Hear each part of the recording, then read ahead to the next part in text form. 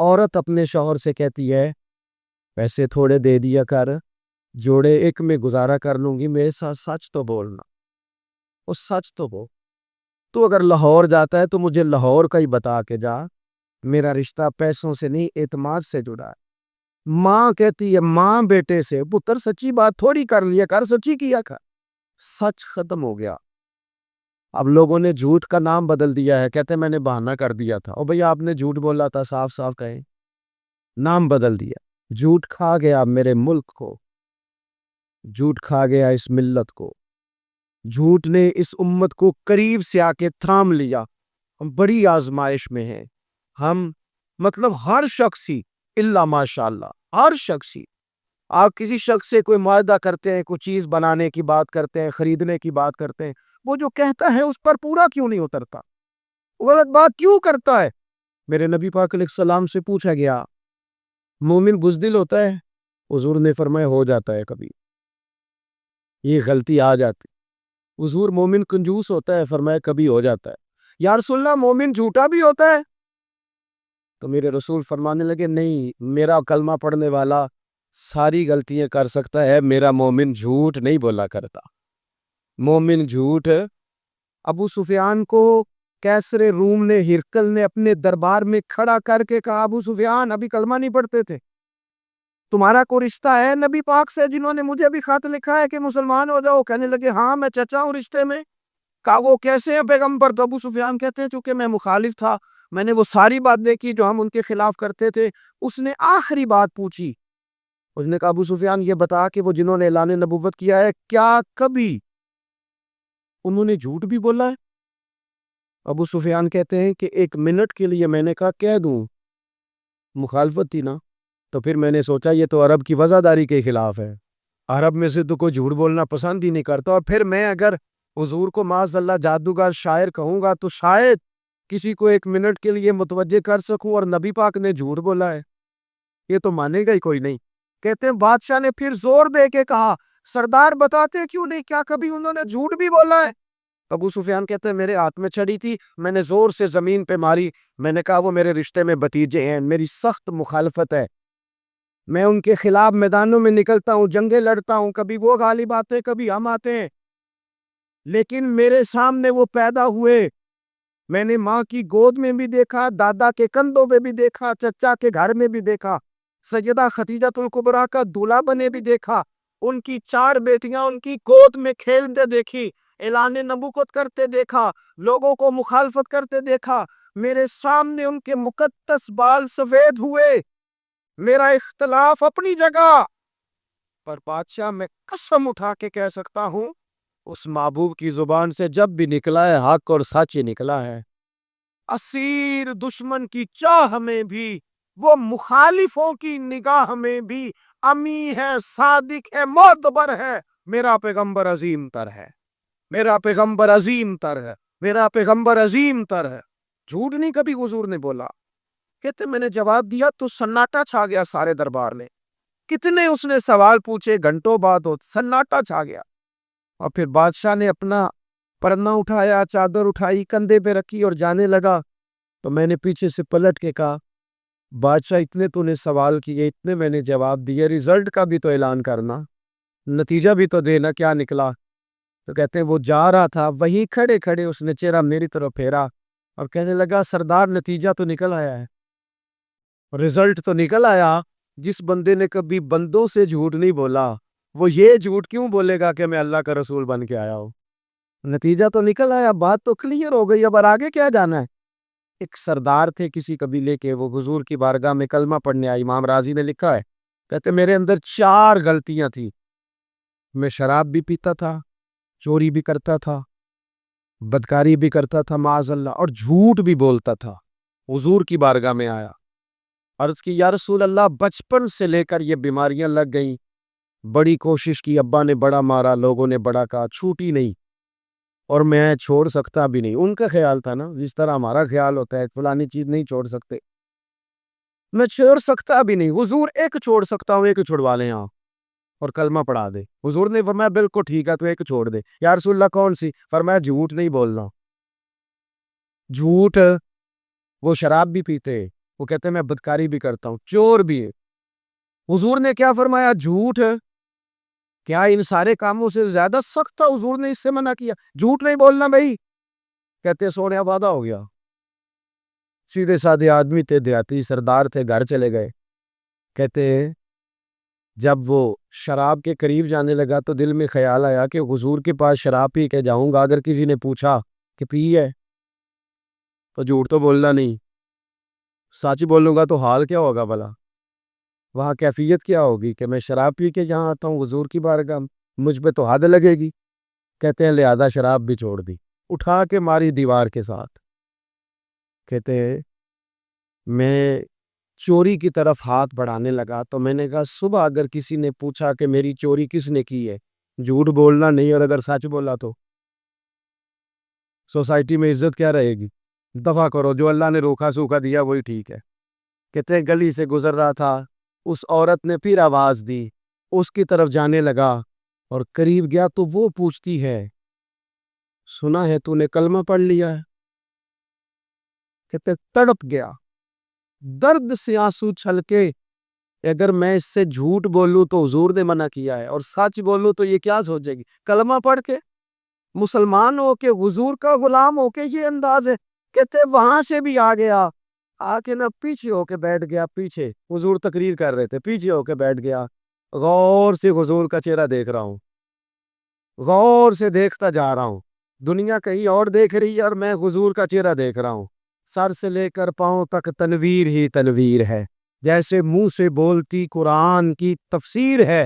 سوچتی تو ہوگی دنیا مصطفیٰ کو دیکھ کر بھلا وہ مصور کیسا ہوگا جس کی یہ تصویر ہے۔ کہتے میں غور سے چہرہ دیکھ رہا ہوں، حضور کی خدمت میں گیا سلام لینے تو محبوب نے مسکرا کے دیکھا تو میں نے کہا سونیا قربان جاؤں، میرا ایک جھوٹ چھڑوایا ہے، میری ہر شے چھوٹ گئی ہے، ختم ہو گیا سارا کچھ ہی۔ یہ مہربانی ہو جائے گی انشاءاللہ۔ اپنے آپ سے بات کریں، کوشش کریں کہ ہم نے زندگی میں جھوٹ نہیں بول، آپ سچ بولیں۔ میری ملک کے لیڈر اگر قوم کو صرف سچ بتائیں ہمارے پاس کیا ہے، ہم کتنا سروائیو کر سکتے ہیں، کہاں تک جا سکتے ہیں، آپ یقین کریں قوم کا اعتماد قائم رہے۔ اگر ہم اپنے بچوں سے سچ بولیں، اپنے دوستوں سے سچ بولیں، اپنے محبت کرنے والوں سے سچ بولیں، ہمارا اعتماد نہیں خراب ہوگا، اعتماد قائم رہے گا۔ وہ ایک شخص نے آ کے کہا تھا نا یا رسول اللہ میں 2 نمازیں پڑھوں گا، اگر آپ کہتے ہیں تو کلمہ پڑھتا ہوں، 5 نہیں پڑھ سکتا، فرمایا تو آ جا 2 ہی پڑھنا، لیکن یہ چھٹی صرف حضور دے سکتے ہیں اور نہیں کو دے سکتا۔ حضور نے فرمایا 2 ہی پڑھنا۔ صحابہ کہتے ہیں 2 نمازوں کی شرط پہ کلمہ پڑھا؟ پھر شارحین فرماتے ہیں وہ وقت بھی آیا کہ وہ تہجد بھی پڑھا کرتے تھے۔ آپ شروع تو کریں نا کسی کام، اپنے اندر چھوٹی چھوٹی تبدیلی پیدا کریں، اور بڑوں سے لے کر مجھے ادب سے عرض کرتا ہوں، بعض نوجوان بھی شکایت کرتے ہیں، کہتے ہیں بزرگوں کو کہہ دیں کہ جلد باز نہ بنے، جلدی غصے میں آ جاتے ہیں۔ میں بزرگوں سے بھی عرض کروں گا کہ تھوڑی نرمی، تھوڑی شفقت، مطلب زیادہ ڈانٹ ڈپٹ کرنے سے بھی تو چیزیں خراب ہی ہوتی ہیں۔ تھوڑا سا ضرب بڑھ، نوجوان سے کہوں گا کہ آپ جوان ہیں تو حوصلہ بھی تو جوان ہے نا، تو زندگی میں حوصلہ، تحمل، پردباری لائیں، اپنی عادات کو تھوڑا تھوڑا کر کے تبدیل کریں۔ عرب کے لوگ سمجھتے تھے کہ معاف کرنا بزدلی ہے، صبر کرنا بزدلی ہے۔ وہ کہتے تھے یہ کیا بات ہوئی، ہمارا دشمن کیا سمجھے گا کہ بزدل ہے، انہوں نے معاف کر دی ہے۔ وہ کہتے تھے معاف کر دے تو کمزور پڑ جائیں گے، سامنے والا کہے گا کہ ان کے پلے کچھ نہیں، معاف کر دیا۔ اور ہمارے زمانے میں آج معاف کمزور آدمی کرتا ہے، طاقتور آدمی معاف نہیں کرتا۔ وہ جس کے پاس طاقت نہیں ہوتی وہ کہتا ہے ٹھیک ہے میں نے اللہ پہ چھوڑ دیا، حالانکہ اس نے بھی اچھا کیا، پر کمال تو یہ ہے کہ تیرے پاس ساری طاقت ہو پھر بھی تو فیصلہ اللہ پہ چھوڑے۔ اور حضرت موسیٰ کلیم اللہ علیہ السلام نے عرض کیا تو مالک تیرے بندوں میں تیری نظر میں معزز کون ہے؟ تو رب کریم نے فرمایا میرے کلیم جس کے پاس بدلہ لینے کی طاقت ہو پھر بھی معاف کر دے، وہ رب کی نظر میں بڑی عزت والا ہے۔ عرب کے لوگ سمجھتے تھے یہ بزدلی ہے کہ میں معاف کر دوں، لیکن حضور نے ان کو اخلاقی طور پہ بدل دیا، اور نبی پاک نے فرمایا معاف کرنا بزدلی نہیں، یہ تو اعلیٰ ظرفی ہے۔ تو پھر کس طرح بلا معافی ان کو ہوئی؟ فتح مکہ کے دن حضور نے اس طرح نہیں معاف کیا کہ پہلے ہمارے یہاں بھی لوگ معاف کرتے ہیں تو ہم پتہ کس طرح معاف کرتے ہیں، پہلے ساری اس کی زیادتیاں گنواتے ہیں۔ پتہ ہے نا تو نے اس وقت کیا کہا تھا، یاد ہے نا تو بڑی ڈینگے مارتا تھا، یاد ہے نا تو بڑی بڑکے مارتا تھا۔ عرب کے لوگ سارے سامنے کھڑے ہیں، پتہ کون کون ہے؟ اکرمہ بن ابو جہل، آخری دن تک لڑے، ابو سفیان آخری دن تک لڑے، سارے لوگ سامنے کھڑے، کچھ بھاگ گئے ہیں، جان بچا رہے ہیں۔ حضور نے کیا فرمایا؟ فرمایا پتہ تمہارے ساتھ آج سلوک کیا کرنا ہے؟ یا رسول اللہ بتائیے۔ تو نبی پاک نے فرمایا وہی کرنا ہے جو جناب یوسف نے بھائیوں کے ساتھ کیا تھا۔ بات ہی کوئی نہیں کرنی، پچھلا قصہ چھیڑنا ہی نہیں، نہ کانٹے بچھانے کی بات کرنی ہے، نہ روڑے مارنے کی کرنی ہے، نہ بدر میں آنے کی کرنی ہے، نہ احد میں پتھر مار کے دان شہید کرنے کی بات کرنی ہے، نہ خندق کی بات کرنی ہے، نہ خیبر کی کوئی بات۔ چاہو نہ معافی، اب بات ہی کوئی نہیں کرتی، معافی دے دی۔ ابو سفیان کہنے لگے حضور مجھے بھی معافی ہے۔ سونیا تیرے کرم پہ قربان جاؤں۔ میرے کریم فرمانے لگے تو قبیلے کا سردار ہے، مکے شریف کے لوگ تجھے بڑا سمجھتے ہیں، دیکھ حضور معاف بھی کرتے ہیں اور عزت بھی دیتے ہیں۔ فرمایا جا، میں نے تجھے معاف کیا، اور جو تیری حویلی میں آ کے پناہ لے لے گا میں اسے بھی معاف کر دوں گا، اسے بھی معافی مل جائے گی جو تیرے گھر آ جائے گا۔ اب تبدیلی آ گئی، وہ جو اندر کفر تھا وہ ٹوٹ گیا، انقلاب آ گیا۔ یہی ابو سفیان جو کل تک مخالفت میں لڑتے تھے، پھر یہ حضور کے ساتھ جنگوں میں جاتے، اور اس طرح جاتے کہ حضور گھوڑے پہ بیٹھے اور جناب ابو سفیان نے گھوڑے کی لگام تھامی ہے، ہر میدان میں گئے، ہر جگہ خدمت کی۔ اکرمہ بن ابو جہل کا پتر ہے، کوئی کسر نہیں چھوڑی اس نے، حد کر دی، ہر جگہ لڑا، ہر مقام پہ۔ لیکن فتح مکہ کے موقع پر یہ بھاگ گیا تھا، جان بچا کے چھپ گیا۔ اس کی بیوی آئی، کہنے لگی سونیا میرے چھوٹے چھوٹے بچے ہیں، مجھے پتہ چلا ہے کہ میرے شوہر کے لیے آپ نے ڈیتھ وارنٹ جاری کر دیے ہے کہ جہاں ملے مار دیا جائے، صحابہ نے یہ اعلان کیا ہے، وہ سخت مجرم ہے، اس کے لیے سخت آرڈر جاری کیا گیا ہے۔ تو کریم کیا فرمانے لگے؟ حضور فرمانے لگے تو کیا چاہتی ہے؟ میں کوئی آپ کو قصہ تو نہیں نہ سنا رہا، خدا را مہربانی کرے، تھوڑا سا دل بڑا کرے، تھوڑا سے۔ وہ ساس کہتی ہے جی میں کیویں معاف کر دیاں جی، تانوں پتہ نہیں پیر صاحب میرے اندر زخم کتنے نے، مثلاً کیا ہے، گولی مار دی ہے کسی نے کسی کو۔ بہو سے کہیں تو کہتی ہے جی میں معاف کر دوں، اس کو معاف کر دوں، آپ کو بتاؤں اس نے تکلیف کتنی دی۔ مہربانی کرو، ایک دوسرے کو معاف کرو، اپنے دل میں گنجائش پیدا کرو۔ اس بندے کی بات ہو رہی ہے جو پاپ سے لگا ہوا ہے مخالفت کرنے، اپنے نے بھی ظلم کیے، اس نے بھی کیے۔ حضور اس کی بیوی سے کہتے ہیں کیا چاہتی ہے؟ کہنے لگی حضور معاف کر دیں اسے۔ تو نبی پاک صلی اللہ علیہ وسلم نے فرمایا ٹھیک ہے، یہاں تو معافی کا دروازہ تو سب سے زیادہ کھلا ہوا ہے، تو کہتی ہے تو چلو ٹھیک ہے، معاف کیا، ہو گئی بات۔ اس نے جا کے جہاں چھپا ہوا تھا اسے کہا اکرمہ حضور نے تجھے معاف کر دیا۔ کہنے لگا کوئی کرنے والی بات کر، وہ معاف کرتے ہیں مجھے پتہ ہے، بڑا کرتے ہیں، پر جو میں نے کیا ہے وہ معافی والا نہیں۔ مجھے معافی ہو سکتی ہے، یہ کیسے ہو سکتا ہے، یہ کیسے ہو گیا، ہو ہی نہیں سکتا۔ اس کی بیوی پھر آئی، کہنے لگی حضور وہ مانتا نہیں، یہ تاریخ صرف میرے رسول کی ہے، یہ سیرت صرف میرے رسول کی، کہ جس کو معاف کیا جا رہا ہے اب اس کی سمجھ میں بات نہیں آ رہی کہ بھلا مجھے معاف کر دیا ہے۔ حضور کہتے ہیں اچھا تو بتا وہ کیسے مانے گا؟